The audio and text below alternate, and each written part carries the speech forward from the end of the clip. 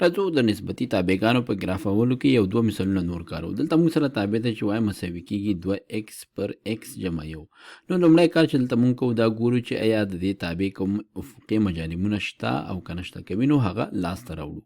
او لکه مخکې چې موږ ویلي د عمودي مجانبونو د افقي مجانبونو لاسته راوړلو لپاره موږ راځو د متحول لوړ توانونه یو بل باندې ویشو. دلته موږ سره یو متحول د x او دواړو کې صورت او مخرج کې توان یو دی.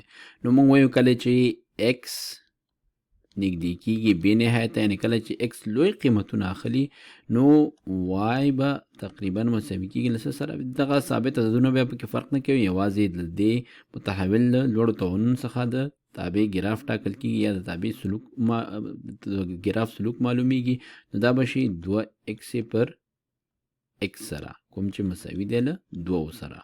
او عین خبره د منفي بې نهایت ته هم سمه راځي. که چیرې x ډیر لویږي او یا x ډیر کوچنی کېږي، یعنې مثبت بې نهایت ته ځي یا منفي بې نهایت ته ځي، په دواړو صورتونو کې د دې افقي مجانب څو لاسته راځي؟ 2 لاسته راځي. را به شو دا افقي مجانب به ورته څنګه کو رسم به یې کو. وای مساوي کېږي له 2 سره، دا یو د دې افقي مجانب دی، داسې تر دې سره پورې. دې ته لیکو دا څه شی دی؟ وای مساوي کېږي له 2 سره د دې تابع لپاره افقي مجانب.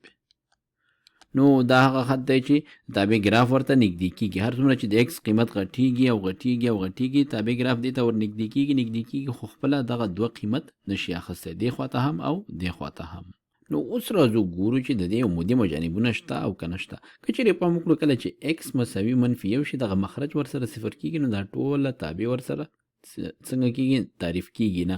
نو x مساوي منفي 1 کې تابع تعریف شوی نه ده، نو دا یو عمودي مجانب کېدی شي. نو راځو لیکو چې x مساوي منفي 1 کې تابع تعریف نه لري. او موږ ویلی شو چې دا x مساوي منفي 1 کې د عمودي مجانب ده، ځکه x جمع 1 دلته صورت کې بل څه سره نه خلاصېږي. راځم دې تاسو یو مثال در کومه. نو لیکو چې که چیرې y مساوي یوه تابع وي چې x جمع 1 پر x جمع 1 وي، نو اوس که چیرې x مساوي منفي 1 شي نو مخرج هم صفر کېږي، صورت هم ورسره صفر کېږي. 0 پر 0 تعریف شوی نه دی. خو که چیرې دلته مونږ ولرو چې x مساوي کی x له منفي 1 سره نه مساوي کېږي، نو بیا مونږ کولی شو چې دغه x جمع 1 په دې x جمع 1 باندې وویشو، مونږ ته ځواب چې په لاس راشي 1 په لاس راشي. نو دا په هغه صورت کې چې x مساوي نه وي له څو سره؟ منفي 1 سره.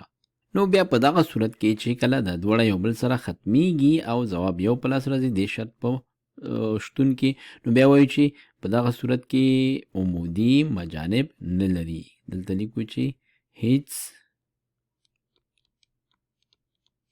عمودي مجانب نه لري، ځکه چې دا دواړه یو بل سره بیا ختمیږي. نو اوس به د دې ګراف څه رقم لاسته راځي؟ راځم زه تاسو دا ګراف رسمومه.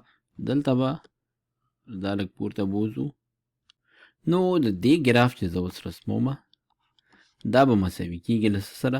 دا مساوي کېږي وای مساوي له 1 سره دی، نو دې سر نه تر دې سره پورې داسې راځي تر دې ځای پورې، او بیا دې ځای نه داسې. په دې ټولو قیمتونو کې وای مساوي 1 دی، پرته له x مساوي منفي 1 کې. دلته موږ سره د تابع قیمت نه دی تعریف شوی، نو دلته موږ وایو چې دې ځای کې موږ نه پوهېږو چې د وای قیمت څه شی دی. نو دلته ورته موږ داسې یوه خالي نقطه جوړو او وایو چې کله x مساوي منفي 1 شي وای قیمت نه دی تعریف شوی، نو دغه تابع دې شکل ته ګراف کېږي، یو مستقیم خط ترېنه جوړېږي. خو دلته به یوه نقطه کې څنګه وي؟ ګراف به وصل نه وي. نو دلته هیڅ عمودي مجانب نه لري، ځکه چې دا او دا دواړه یو بل سره څنګه کېږي؟ ختمیږي کله چې څه شی وي؟ x مساوي منفي 1 سره نه وي. او بیا وایو چې کله دا دواړه مساوي له 0 سره وي، نو بیا یو بل سره څنګه کېږي؟ ختمیږي. نو ځکه وایو چې کله مونږه عمودي مجانبونه څېړو نو مونږ دا ګورو چې دغه مخرج کې څه شی دی؟ دا په صورت کې بل څه حد سره دا نه ساده کېږي. نو په دې صورت کې دلته دا نه ختمیږي، او دلته چې دا ختم شوی ځکه د دې هغه عمودي مجانبونه موجود نه وه. نو ځکه راځو وایو چې x مساوي منفي 1 دا څه شی دی؟ دا د دې عمودي مجانب دی. نو را به شو دلته بیا ورته جوړ کړو، دا x مساوي منفي 1 کې د دې عمودي مجانب شو. اوس راځو دې لپاره چې ګراف دې کې رسم کو، راځو یو څه قیمتونه دغه ایکس ته ورکو. نو راځو ګورو کله چې ایکس مساوي صفر شي نو وای قیمت څو اخلي. نو کله چې ایکس صفر شي دا به صفر شي، دا به هم صفر شي، صفر پر یو دا مساوي کیږي له صفر سره. معنا دا چې دا نقطه دلته موږ سره په ګراف کې شته ده، صفر او صفر نقطه د ګراف پر مخ پرته ده. راځو بله نقطه ګورو که چیرې ایکس مساوي یو شي وای مساوي څو کیږي. نو یو دو په یو کې دوه کیږي، یو جمع یو دوه، دوه پر تقسیم پر دوه یو. نو یو او یو دا بله نقطه ده چې د تابع د ګراف پر مخ پرته ده. نو موږ کولی شو چې دې کې نور قیمتونه هم ځای پر ځای کړو، خو اوس موږ پوه شو چې دا ګراف به داسې راځي، د منفي بې نهایت نه داسې ورو ورو ورو ورو داسې راځي او دلته هم همداسې مثبت بې نهایت پورې داسې رسېږي. نو دا یو عمودي مجانب دی، دې سره هم نه یو ځای کېږي خو بې نهایت ته پورې ورسره ځي، او دې سره هم همداسې افقي مجانب سره. راځو نورې نقطې ګورو تر څو دې خواته هم پکې ګراف رسم کو. دا ځای راخلو که چیرې ایکس مساوي منفي دوه شي نو وای به مساوي څو کېږي.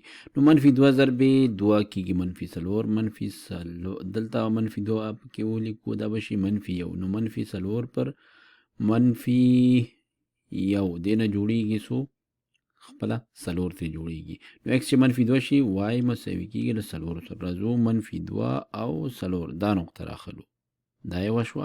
راځو یوه بله نقطه پکې پیدا کوو که چیرې ایکس منفي درې شي نو دوه په منفي دریو کې منفي شپږ، او دلته منفي درې او جمع یو منفي دوه، منفي شپږ او منفي شپږ تقسیم پر منفي دوه کېږي درې. نو بله نقطه به شي منفي درې او مثبت درې، دا یوه نقطه شوه. را به شو اوس به یې ګراف را واخلو، دې ځای نه داسې ګراف شروع کېږي، راځي راځي داسې راځي او بیا داسې ورنږدې کېږي. نو معنا دا چې که چیرې د ایکس قیمت مثبت منفي بې نهایت ته ځي نو د تابع ګراف به څو ته نږدې کېږي؟ دوو ته به نږدې کېږي. او که چیرې د ایکس قیمت منفي یو ته نږدې کېږي نو د تابع ګراف به ځي مثبت بې نهایت ته. دلته هم همداسې که چیرې ایکس قیمت منفي بې نهایت ته تلو تابع ګراف مثبت دوو ته رسېده، او که چیرې ایکس څو ته رانږدې کېده منفي یو ته، تابع ګراف منفي بې نهایت ته حرکت کولو. او اوس دې لپاره چې ځان مطمئن کړو چې دا د ګراف دی که نه، راځو دا د حساب په ماشین کې دا رسموو. نو را به شو دلته به حساب ماشین کې ولیکو چې وای مساوي کېږي دوه ایکس تقسیم پر ایکس جمع یو، او را به شو د ګرافولو تکمه به ووهو. نو دا مونږ ګورو چې عین همدغسې ګراف رسم شو لکه دلته چې لکه مونږ کوم چې مونږ رسم کړو. دلته کېدای شي تاسو فکر وکړئ چې دا سره نښتې دي، خو دا د ګراف مسله ده، دا صرف مونږ ته دا ښیي چې دا داسې ورو ورو ورنږدې کېږي. نور دلته هېڅ کومه شریکه نقطه د دواړه یو بل سره نه لري.